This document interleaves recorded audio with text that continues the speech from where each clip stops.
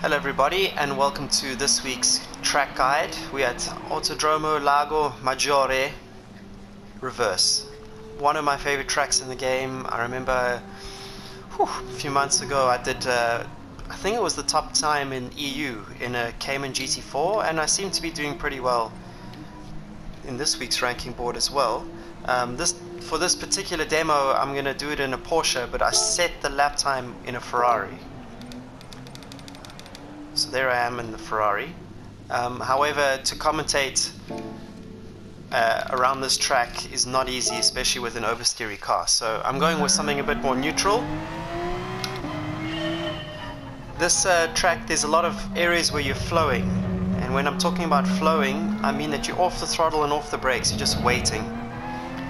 So be mindful of that. There's also a couple of nasty bumps and curbs on the exit of corners, which you have to be very careful of. Do not want to be touching the grass on the exit of the high-speed curbs. So if you get your wheel on the outside here, you're going to spin into the wall over there. At the same time, you've got to be very aggressive on the curbs and use them very precisely. So this is something that you're going to have to judge yourself. Here's another corner. If you exit just on the grass there, it's going to spit you to the inside. If I was a billionaire, I would be building this track in my back garden. I would find the land that mimics this and build the racetrack. I think it's absolutely brilliant. The attention to detail they've paid around here is phenomenal. Anyway, we're not here to talk about my hopes and dreams of owning a racetrack. We're here to talk about racing lines. So this track is everything. It's got high speed, low speed, it's got corners where you brake into them, it's got gradients, and every single corner on this track counts for lap time. So unlike Tokyo Expressway, where there are one or two corners which don't necessarily mean the end of the world, every corner here that you get wrong is going to cost you tenths of a second. Here's a particularly hard corner where you're braking downhill, and then we get to this blind left-hander where you have to brake uphill. All of this adds up to something that's challenging. So to prepare your lap, obviously just get into the rhythm around here. The racing line is very important. If you're offline, you'll have a tendency to understeer. This is probably one of the more technical parts of the track. You want to get it on this yellow curved area. Rather go slow in and then maximize the speed on the exit to prepare a good lap. Excuse me. Going through the gears, this right-hander, you want to be as smooth as possible. Rather brake early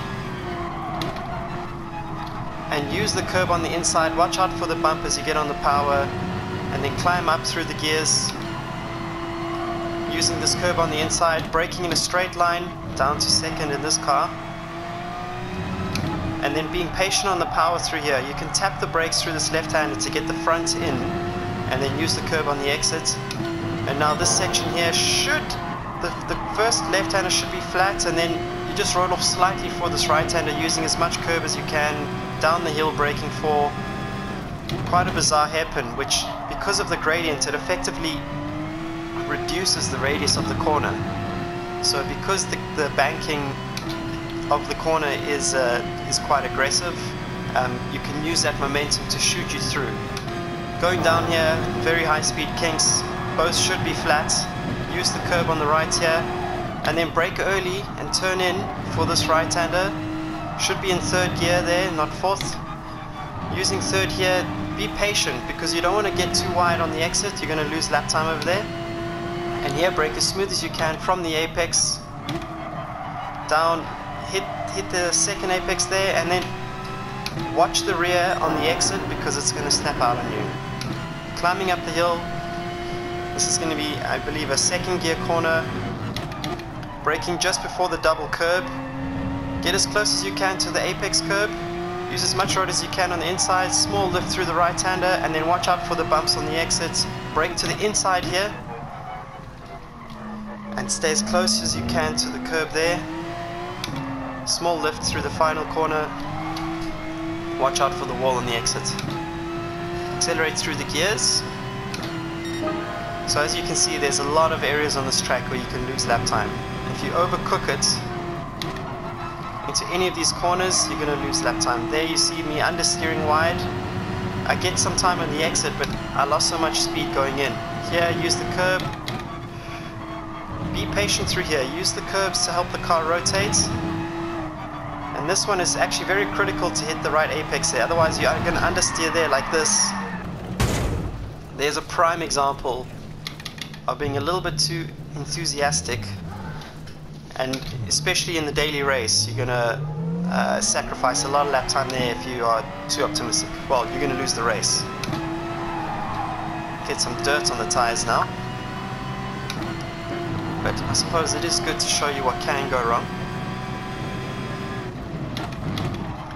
Listen, when you do the Circuit Maggiore the right way, that hairpin over there that we're looking back at now is one of my favorite corners in the game. Okay, now heading back down the sweep, it's very easy. If you don't get the line right, you want to aim for both curbs. So use the curb on the left here and on the right. If you miss the right hand curb, you're going to run wide and you're going to have to come off the power. Here it's very easy to get on the power too early and then understeer wide. So just be mindful of that when you go around this track. Rather be a little bit patient. Wait for the corner to come to you. And whoa, getting sucked out there. That happened because I carried too much speed. So two things that can happen there is, one, you don't brake at the right points. You brake too aggressively and you lose the rear. The other is you're braking gently to try and keep the car as flat as possible, and then you lose grip and you don't manage to make the apex and understeer wide on the exit. Be very patient through this left-hander. You can lose a lot of lap time or gain a lot of lap time. And then wait for the car to be as straight as possible for the final corner. If you want, you don't have to roll off the power completely, but make sure, going into the corner, but make sure you have pretty good rotation.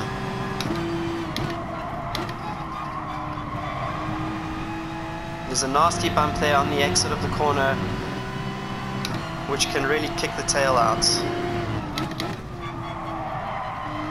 Through here, it's very easy to lose the rear going into corners and then understeering on the exit.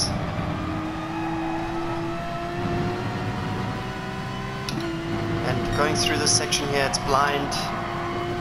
You have to get really good apexes to get good lap time. Down the hill, braking aggressively for this banked hairpin, and then get on the power earlier than you think so you can balance the car over the bumps on the exit. Second gear, not third gear. Heading down now to the kink, use both curbs. So you go down here, clip the curb on the left and on the right, and then braking down to third gear so you can power through these S-bends, and then just being patient as possible. Get on the power smoothly. Try not to use the exit curbs too much. Braking smoothly for this left-hander downhill, and track as close as you can to the edge of the track on the exit to maximize rolling speed. Brake earlier than you think for this corner. If you try carry too much speed, you're just going to fall wide, miss the apex, and go into the gravel if you're not careful. Same as here. Rather get your apex than try and carry too much speed. Use the brakes to rotate around here. I don't mean a Scandinavian flick. I mean being gentle with coming off the brakes and using the momentum to rotate the car. And there you go. There's your lap guide for this week's daily race B. In this instance, using a Porsche. I hope you found it useful. Catch you in the next one.